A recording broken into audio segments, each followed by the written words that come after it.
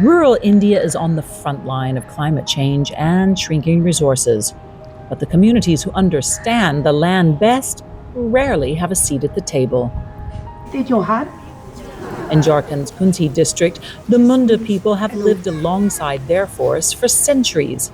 They've built their lives from what their forest gives them: food, medicine, shelter, and income. But for decades, that knowledge has been overlooked by outsiders. The Torpa Rural Development Society for Women is working to help change that. And this is one way, bringing the city to the village, hosting 40 urbanites who came to listen and learn. Preparations started weeks before. Jyoti Kongadi labeled every crop on her demonstration farm and cleared paths for a nature walk in which all the important trees were carefully labeled and their uses explained. While Usha Surin was planning the menu for 200 people weeks ahead of time. Every dish was grown, foraged, and stored by the community, a community that believes nothing the forest gives is ever wasted.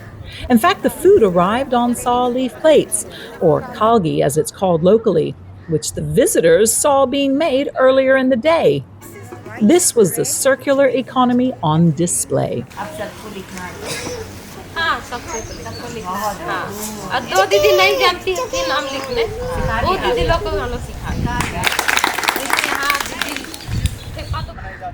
There were also demonstrations of the crafts and practices the Munda community has relied on for generations, from useful ropes to palm mats, locally called jati, which can take close to a year to complete.